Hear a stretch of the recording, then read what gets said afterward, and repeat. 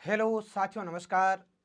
मैं आपका हिंदी मित्र के आर चौधरी एक बार आप सभी बंधुओं का पुनः आपके इस हिंदी की क्लास में स्वागत करता हूं। सभी साथी बहुत ही अच्छे से लेकर जुड़ जाइएगा। मित्रों, हमारी जो उपसर्ग की सीरीज चल रही थी, इसके अंतर्गत मैं बात करूं कि उपसर्ग के जो 3 भेद है, संस्कृत के उपसर्ग, हिंदी के उपसर्ग और विदेशी उपसर्ग, जो हिंदी में प्रचलित है।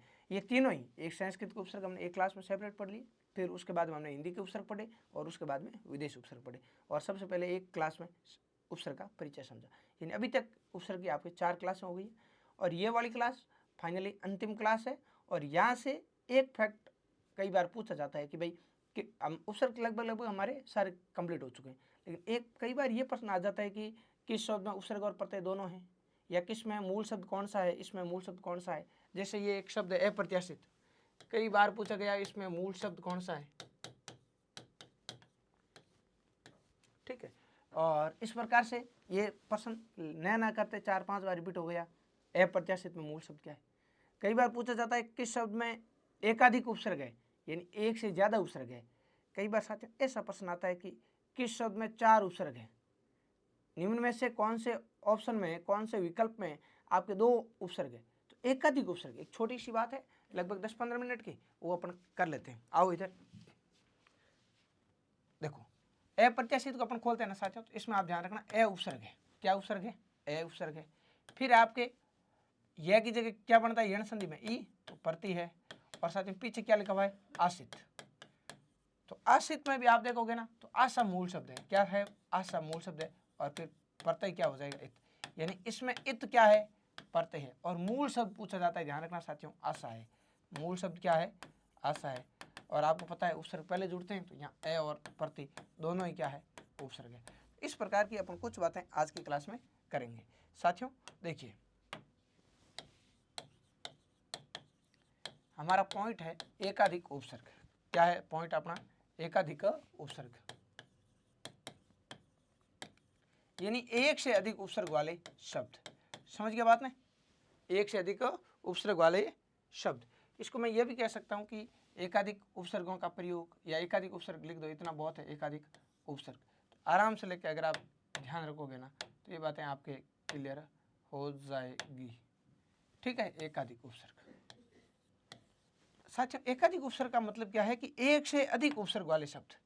एक से अधिक उपसर्ग किसमें है? एक से अधिक, एक से अधिक कितना होता है भाई? 2 होता है। तो पहले हम 2 उपसर्ग वाले शब्द समझेंगे कि निम्न में से किन किन शब्दों में 2-2 उपसर्ग है। 2 के बाद में हमें 3 उपसर्ग वाले शब्द भी पढ़ने हैं, क्योंकि मित्रों अभी पैटर्न ये चल रहा है आपके कि किस शब्द में 3 उपसर्ग है, किस में 2 से अधिक उपसर्ग है, किस में 4 उपसर्ग है, निम्न में से किस विकल्प में 2 उपसर्ग नहीं है। तो ये वाला फैक्ट हमें क्लियर रहना चाहिए। देखो, समय के साथ आपको थोड़ा बहुत खुद में अपडेट करना पड़ेगा। ठीक है, तो कंप्लीटली हमें इन बातों का थोड़ा थोड़ा ज्ञान होना चाहिए। बस ये बातें हम पढ़ेंगे। आ जाओ भाई। सबसे पहले मैं लूँगा आपके एकाधिक उपसर्ग में 2 उपसर्ग वाले शब्द। जैसे ये बचपन से लेकर आपने आज तक बहुत बार पढ़ा है साथियों, शब्द है एक आपके पास, पर्यावरण। अब देखो, जब मैं इसको खोलता हूँ ना, तब आपको क्या पता है कि अरे आप सब जानते हैं ना कि ये आधा रे पहले आता है, तो बस इसको ऐसे खोल दो, पर्यावरण। ठीक है, इसी तरह से मेरे पास शब्द है व्याकरण। ठीक है, ठीक है। अब इनमें हम देखते हैं भाई आपके उपसर्ग कौन कौन से है। तो देखो, यह की जगह ई करूंगा, तो बताओ क्या बन जाएगा यहाँ पर? यह की जगह ई तो परी। फिर देखो यह में कौन है? आ, और पीछे शब्द क्या हो जाएगा? वर्ण। तो साथियों परी है, फिर आ उपसर्ग है। परी यह की जगह ई आ गए, फिर यह में आ की मात्रा और फिर वर्ण। परी, आ और वर्ण। तो यहाँ आपके 2 उपसर्ग हो जाएंगे। कौन कौन से? परी और आ। क्लियर है कि नहीं है? बताओ। ठीक है, तो परी, आ और वर्ण। तो आपको इनका थोड़ा सा ध्यान रखना है, पर्यावरण। इसी तरह व्याकरण। व्याकरण में देखो, यह की जगह क्या आता है? ई। लो भाई, ई वी। फिर यह में कौन है? आ। तो सर आ भी उपसर्ग। अच्छा ठीक है, दोनों उपसर्ग हो गए। पीछे क्या बच गया? करण। करण को आप खोल के संस्कृत के हिसाब से लिखो तो क्री प्लस अन भी लिख सकते हो। तो क्री तो धातु हो जाएगी, और अन क्या हो जाएगा? प्रत्यय। बाकी क्री प्लस अन, क्री धातु और अन प्रत्यय। इतना पीछे नहीं भी जाओगे ना तो भी कोई बात नहीं। वी और आ क्या हो जाएंगे? उपसर्ग, और शब्द क्या हो जाएगा आपके? करण। समझ गए नहीं समझ गए बात को? तो ये 2 उपसर्ग वाले शब्द हैं। चलो, अब मैं 2 उपसर्ग वाला एक शब्द आपको और दे रहा हूँ। आपके पास में शब्द है मित्रों निराकरण। क्या शब्द है? निराकरण।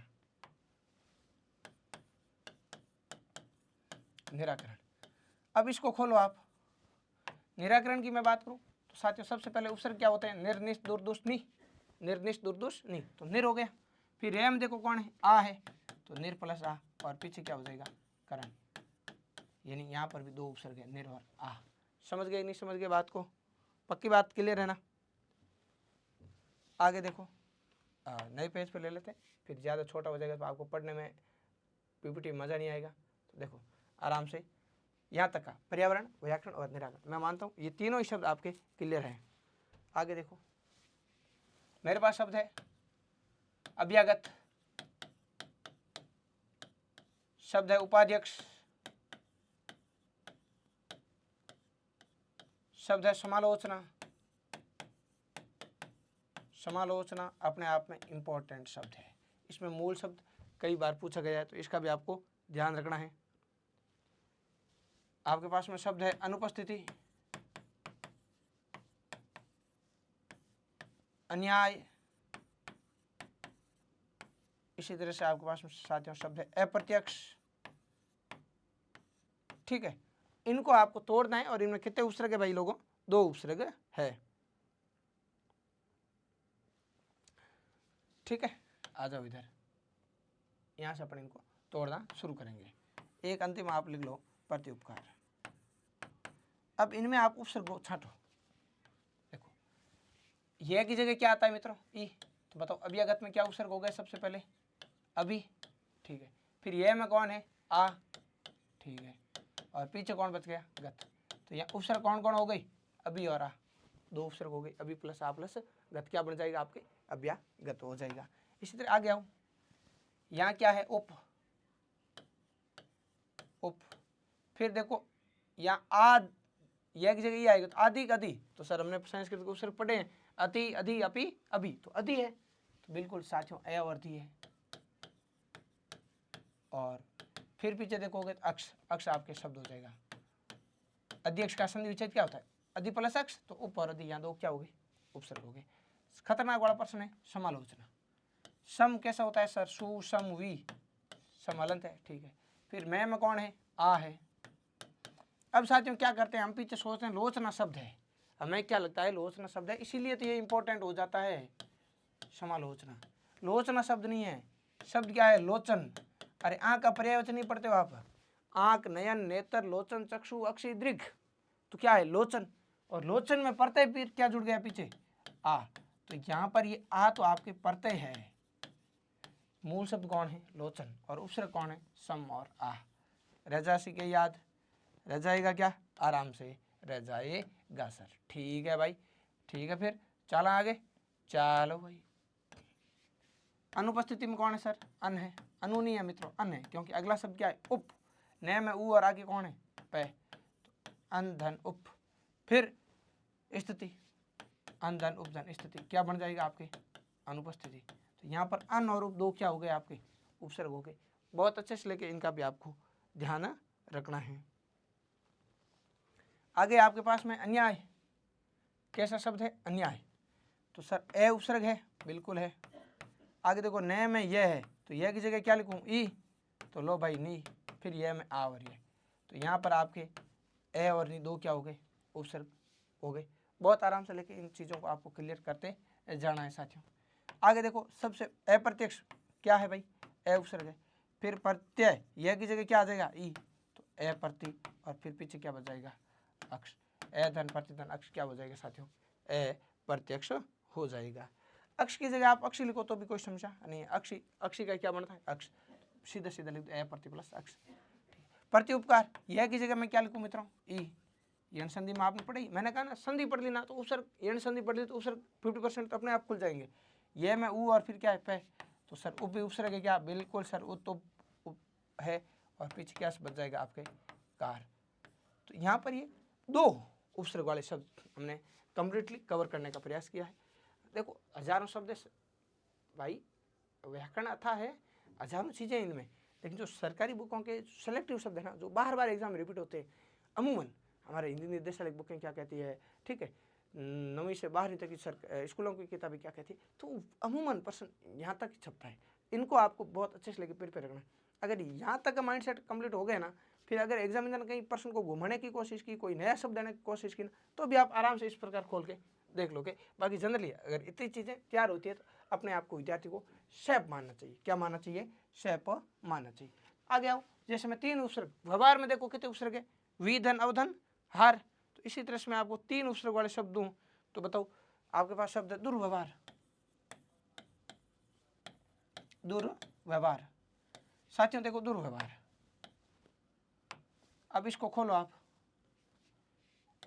सर रे आधा है ना, पहले लिख दो, फिर वह यह व्यवहार, दुर्व्यवहार। अब इसको खोलो साथियों, आप आराम से पहचान लोगे कि इसमें 3 उपसर्ग है कि नहीं है।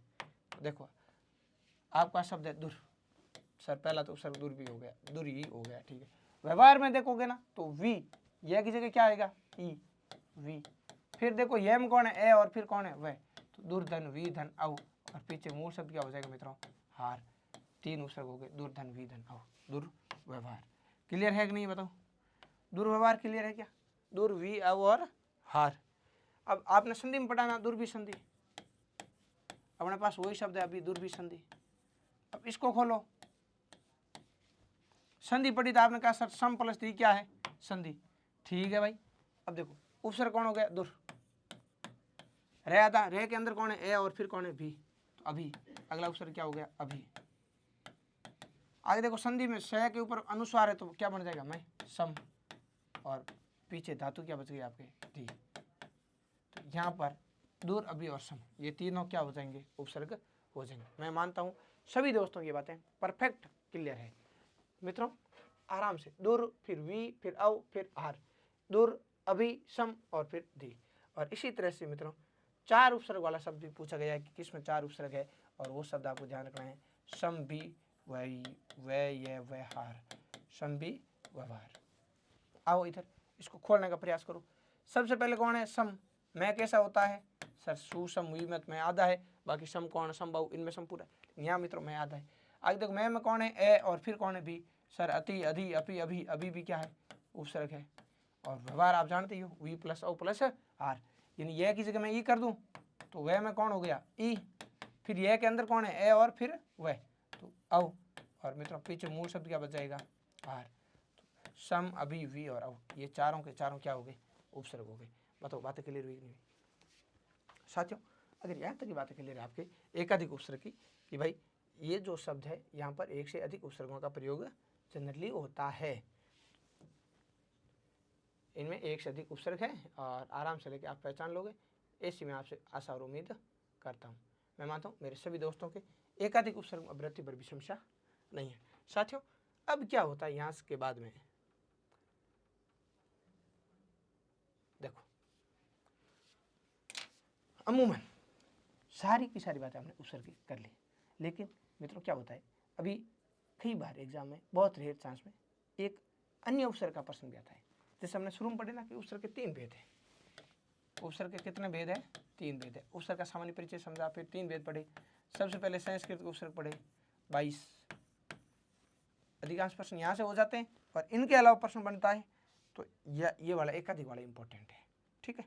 फिर बाकी के प्रश्न इतने बनते नहीं है, फिर भी हमें ध्यान होना चाहिए कि भाई हिंदी उपसर्ग कौन से हैं, तो हमने आराम से पढ़ ली है, ठीक है।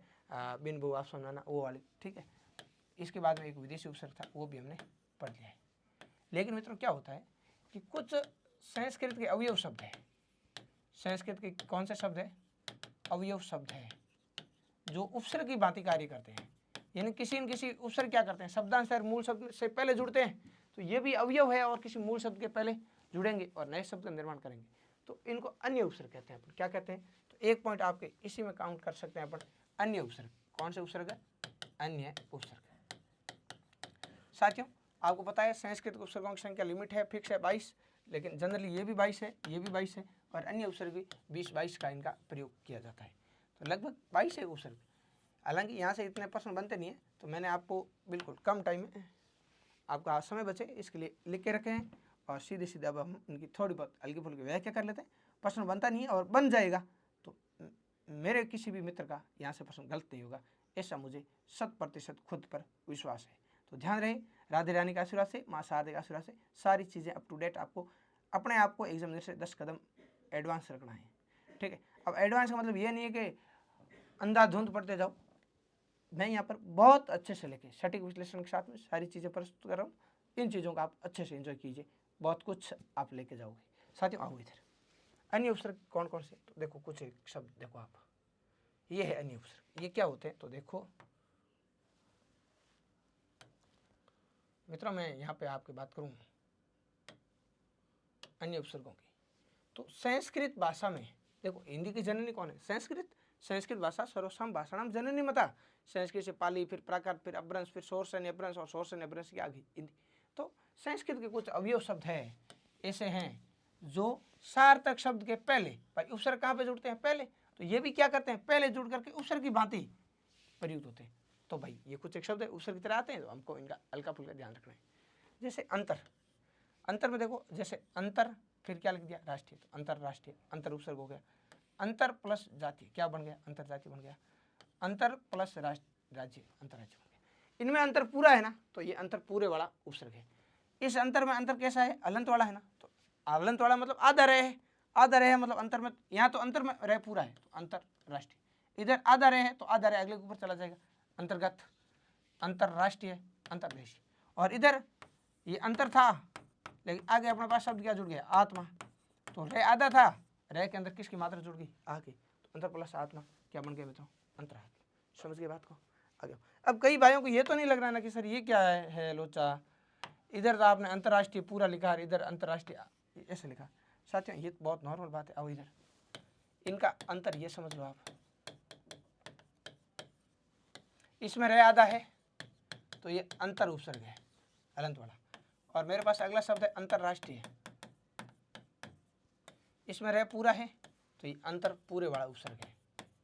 इसका अर्थ क्या होता है, तो सर अंतरराज्यीय, अंतरराष्ट्रीय, देखो राष्ट्र के अंदर रह लिखा है हमने यहाँ पे, राष्ट्र के अंदर क्या लिखा है, रह, तो राष्ट्र के अंदर रह लिखा है ना, तो इसका मतलब है एक ही राष्ट्र में, एक ही राष्ट्र में, यानी एक ही राष्ट्र के अंदर अंतरराष्ट्रीय। और अंतर और राष्ट्रीय अलग अलग लिखा है ना, तो इसका अर्थ क्या है, अलग अलग राष्ट्रों के बीच, अलग अलग राष्ट्रों के बीच। इसी तरह से अंतरजातीय, जाति के ऊपर है ना, तो एक ही जाति में, और अंतर और जाति अलग अलग लिखा है ना। जैसे देखो यहाँ पे अंतर्गत है, अंतरदेशीय, अंतरजातीय अलग अलग लिखा है, इसका मतलब अलग अलग जाति के अंदर। ठीक है, तो अंतरजातीय अंतरजातीय हो जाएगा, अंतरदेशीय अंतरदेशीय, आधा रहे है मतलब एक ही देश में, अंतरदेशीय अलग अलग है मतलब अलग अलग देशों में। समझ गया बात नहीं, ठीक है। चलो आगे, आगे देखो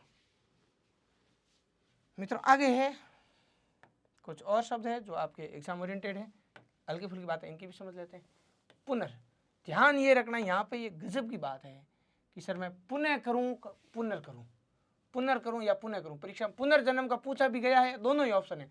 उपसर्ग देखो पुनः करूँ, पुनर्करूँ, तो भाई पुनः मुख्य रूप से संधि रूप है, पुनः प्लस जन्म, पुनः प्लस आगमन, पुनः प्लस उक्ति, ये संधि रूप में पुनः है। लेकिन उपसर्ग में हमेशा फर्स्ट प्योरिटी पे पुनर् को रखना, जो पहले लिखा है ना वही फर्स्ट प्योरिटी पे है, पुनः सेकंड। उपसर्ग में मूल पुनर् मानना है। इधर भी उपसर्ग में प्रातः सही है, प्रातः सेकंड पे, हाँ प्रातः काल, प्रातः काल में भी उपसर्ग रूप पूछे, ध्यान रखना प्रातः करना है, ये पूछे गए शब्द है साथियों। और इसी तरह से प्रादुर में प्रादुर रखना है। देखो आप, तो पुनर् पहले हमें रह ही मानना है, ठीक है, विसर्ग संधि की बात है, तो उपसर्ग रूप में पुनर् सही मानना है। पुनर् प्लस जन्म, पुनर्जन्म, पुनर् प्लस आगमन, पुनरागमन, पुनर् प्लस उक्ति, पुनरुक्ति, पुनर् प्लस चय। यहाँ देखो संधि रूप तो यह है, पुनः प्लस चय, ये तो है संधि रूप। कौन सा रूप है, संधि रूप। उपसर्ग रूप की बात करेंगे ना साथियों, तो उपसर्ग में तो ये पुनर् ही माना जाएगा, पुनर् प्लस चय, पुनश्चय, ये उपसर्ग रूप है। कैसा रूप है, उपसर्ग रूप। ये बात आपके क्लियर रहनी चाहिए कि सर उपसर्ग रूप और संधि रूप फर्क है। हाँ, पुनर् ऑप्शन नहीं हो तो फिर पुनः उपसर्ग मानेंगे सेकंड प्योरिटी पे, पुनश्चय, पुनर्विवाह, पुनर् प्लस विवाह, पुनरावलोकन। देखो पुनरावलोकन पुनरावलोकन नहीं होता है, सब शुद्धि में कई बार आता है पुनरावलोकन, नहीं, पुनर् प्लस अवलोकन, तो पुनर् में रह आधा और अवलोकन का मिल के रह पूरा हो गया, आ नहीं बनेगा, केवल रह पूरा हुआ है। भाई ये ऐसा शब्द है, भाई मैं संधि भी करूं या मैं उपसर्ग लिख दूं पुनर् प्लस अवलोकन, और संधि करोगे तो यहाँ पे क्या हो जाएगा पता है आपको, पुनर् की जगह दो बिंदिया पुनः, तो विसर्ग का भी क्या बन जाएगा, आधा रे, या फिर उपसर्ग रूप में लिखा पुनर् प्लस अवलोकन, तो भी एक ही बात, देखो रे आधा है, आगे आया रे पूरा, तो फिर पुनरव और लोकन लोकन, तो पुनरावलोकन शब्द शुद्धि का दृष्टिकोण से भी बहुत इंपॉर्टेंट है साथियों। आगे आओ, प्रातः ज्यादा सही है, ये ध्यान रखना है, संधि में प्रातः ही आएगा, लेकिन उपसर्ग में ये करना है, प्रातः प्लस काल, प्रातः प्लस वंदना, प्रातः प्लस स्मरण, बहुत नॉर्मल बात है, बस कम प्रश्न बनते हैं, लेकिन पता होना चाहिए हमें।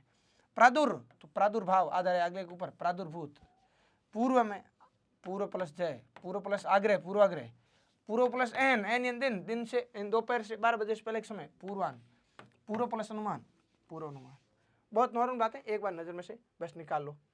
आगे साथियों प्राक, प्राग प्लस ऐतिहासिक, कचड़ तब का गजड़ तब, पहला तीसरे में बदलता है साथियों, ये व्यंजन संधि का नियम है। प्राग प्लस ऐतिहासिक क्या हो जाएगा, प्राग ऐतिहासिक। इसी तरह से प्राग प्लस कलन, प्राकलन, प्राग प्लस मुख, पहले के बाद में पांचों हो तो पहला पांचों में बदलता है, ये भी व्यंजन संधि का नियम है। प्राग प्लस मुख, प्राग मुख, प्राग उपसर्ग के साथियों। देखो संधि करें तो पुरस्कार की ये बनेगी पूरा प्लस कार, ये तो आपके संधि रूप है, कैसा रूप है, संधि रूप है। लेकिन उपसर्ग में पूछे तो पुरस ये मानना है, पुरस्कार तो पुरस प्लस कार, पुरस प्लस कार, ये आपके उपसर्ग रूप हो जाएगा। तो उपसर्ग में और संधि में हर बार संधि से कंपेरिजन नहीं करना है, हाँ बहुत सारी समानता है उपसर्ग और संधि में, लेकिन हर जगह संधि वाला लॉजिक नहीं सेट करना है। इधर पुरस को फर्स्ट प्रायोरिटी मानना है, पुरस ऑप्शन ही नहीं हो तो सेकंड पे तो आप पूरे मान ही सकते हो, समझ गए, ये सेकंड प्रायोरिटी पे है, फर्स्ट प्रायोरिटी पे हमेशा पुरस ही रखना है, तो पुरस्कार पुरस्कृत। इसी तरह बहिर, बहिर्गमन, बहिरागत, बहिर प्लस जात, बहिर्जात। इसी तरह साथियों वैश, अब ये तो हम संधि में पढ़ चुके हैं कि भाई, या उपसर्ग में भी पढ़ा है संस्कृत वाला की, दुष् में मैं बात करूं तो दुष् ही आएगा, चाहे से शंकर वाला यानी तालव्य से आए, चाहे आपके मूर्धन्य से आए दुष्पाप, चाहे आपके दुस्साहस दंत्य से आए, लेकिन उपसर्ग हमेशा दंत्य से यानी सड़क वाला से माना जाएगा। तो इसी तरह से बहिष, बहिष्कार, बहिष्कृत, इनमें भी उपसर्ग आपको बहिष मानना है, सड़क वाला से मानना है। आगे आओ, सह का होता है साथ में, सहपाठी, सह प्लस कर्मी, सह प्लस उदर, ये गुण संधि हो गई यहाँ पे, सह प्लस उदर, सहोदर, एक ही उदर से एक ही पेट से जन्म लेने वाले यानी सगे भाई, सहयोगी। और सौ यानी सौ प्लस तंत्र, सौ प्लस देश, सौ राज्य, सौ प्लस अर्थ, दीर्घ संधि। सौ यानी खुद के अर्थ मतलब के लिए, जो केवल खुद के मतलब के लिए काम करे, स्वार्थ। सौ प्लस अभी प्लस मान, स्वाभिमान, नॉर्मली आराम से देख के बता दोगे आप। पूरा मित्रों, पूरा प्लस तन, पुरातन, पूरा प्लस तत्व है, पूरा प्लस न अन्न, पूरा प्लस अवशेष, पूरा अवशेष, तो यहाँ पूरा है आपके, पूरा प्लस तन, पूरा प्लस तत्व, पूरा प्लस अन्न और पूरा प्लस अवशेष, आराम से पूरा दिख जाएगा आपको। स्वयं यानी खुद, स्वयंभू, जो अपने आप ही पैदा हुआ है, जिसको किसी ने पैदा नहीं किया है, ब्रह्मा विष्णु महेश तीनों का पर्यायवाची है। और मुख्य रूप से ब्रह्मा जी के बारे में कहते हैं कि ये स्वयं पैदा हुए हैं, स्वयंभू, आत्मभू, ब्रह्मा जी का पर्यायवाची भी स्वयंभू, भुवन उत्पन्न होना। स्वयं प्लस वर, स्वयं प्लस सेवक, स्वयं सेवक, बहुत सामान्य बातें हैं साथियों। नेक्स्ट आओ, आविष। अब देखो आविष्कार में तो आपको यह मूर्धन्य से दिख रहा है, लेकिन ध्यान रखना मूर्धन्य से उपसर्ग नहीं होगा, उपसर्ग में आपको हमेशा दंत्य से ही मानना है। उपसर्ग में कौन सा से सही करना है, दंत्य से, तो आविष्कार, आविष्कृत, दंत्य हो जाएगा। आविर, आविर्भाव, आविर्भूत, आधार है अगले के ऊपर चला गया। इति, इति श्री, इति उपसर्ग है, इति प्लस आस, इतिहास है, इति प्लस आदि, ये यण संधि हो जाएगी यहाँ पे, ई की जगह यह की जगह ई, इति, फिर यह में कौन है, आ और फिर दी, इति प्लस आदि, यण संधि का उदाहरण है साथियों, यण संधि। अलम, मैं का अनुसार बन जाएगा, तो अलंकार, अलंकरण, अलंकृत, अलम उपसर्ग है। नॉर्मली एक बार आप इनको पढ़ने का प्रयास कीजिए, बाकी यहाँ से प्रश्न बहुत कम बनते हैं साथियों, बहुत कम मतलब बहुत कम। आगे आओ, तिरस, तिरस्कार, तिरस्कृत। अब सर यहाँ तो तिरोभाव में तो संधि के हिसाब से तिरे प्लस भाव होना चाहिए ना, लेकिन मेरे दोस्त मैंने कहा ये संधि रूप है, ऑप्शन में जब तक उपसर्ग पूछा है आपको तिरस ही करना है, तिरस प्लस भाव, और तिरस ऑप्शन है नहीं तो सेकंड ऑप्शन पे तिरे कर दो, बाकी तिरोधान और तिरोहित में भी तिरस उपसर्ग है। तद, अब तद ऑप्शन नहीं होना तो आप इसमें तय तय कर सकते हो, तय तय सेकंड प्योरिटी पे रहेगा, फर्स्ट कौन है, तद, बाकी संधि के हिसाब से देखो दो ले वो तो पहले तय कर दो, तो तद भी सही है, तद भी सही, दोनों होने पर फर्स्ट प्योरिटी पे तद रखना है, और तद नहीं है तो फिर तद कर दो। तल्लीन है, तत् प्लस मय है, तत् प्लस काल है, तत् प्लस हित है और तत् प्लस उपरांत है, तदुपरांत, बहुत तगड़ा शब्द है तदुपरांत, ध्यान रखना है कि हिंदी में तदोपरांत नाम का कोई शब्द नहीं होता है। तद प्लस उपरांत क्या होता है? तदुपरांत। ये हमने संधि में बहुत अच्छे से लेके पढ़ा है, सब शुद्धि में भी पढ़ा है, तद प्लस उपरांत तदुपरांत। तो मैंने कहा ना तद प्लस उपरांत लिखोगे तो भी सही है, फर्स्ट प्रायोरिटी पे तद रख दो, बाकी तत् भी सर्वमान्य है। सद ऑप्शन हो तो सद ही रखना है, सत ऑप्शन नहीं हो तो सेकंड ऑप्शन, इनमें भी अपन सद मान सकते हैं। देखो कंपटीशन में जिद करने से नहीं चलेगा, नहीं नहीं यही होगा यही होगा, ऐसा नहीं होता साथियों। यहाँ संभावना के आधार पर आंसर तय किए जाते हैं कि भाई फर्स्ट प्रायोरिटी पे ये हो जाएगा, ये ऑप्शन है नहीं तो फिर हम जिद नहीं कर सकते कि भाई इधर सत ऑप्शन ही नहीं है तो अपन कह देंगे नहीं तो सद है तो नहीं होगा, सत ही होगा, ऐसा नहीं चलता है। ठीक है, थोड़ी सी कॉमन सेंस से बातें काम होती। फिर ए मूल उपसर्ग हम है ही नहीं। देखो संस्कृत में पढ़े 22 आओ अपन, हिंदी के पढ़े बिन बहु ऑप्शन नाना, विदेशी पढ़े बेबादर कम, कहीं भी ए नहीं था तो ए अन्य उपसर्ग में आ जाएगा। ए प्लस ज्ञान, एदन सम्य, एदन मर्त्य, एदन स्थिर, एदन धर्म, एदन पवित्र, एदन विवेक। तो साथियों यहाँ पर जो ये अन्य उपसर्ग थे इनको भी मैंने फुल डिटेल के साथ में आपको बताने का प्रयास किया है। इसके आगे सफिशिएंट चीज़ें हैं, ये आराम से लेके इनका बार बार चिंतन करें। एक बार कोई भाई वापस देखना चाहें, ध्यान रखना ये उपसर्ग है आपके, ठीक है, ये है जो आपके अन्य उपसर्ग है।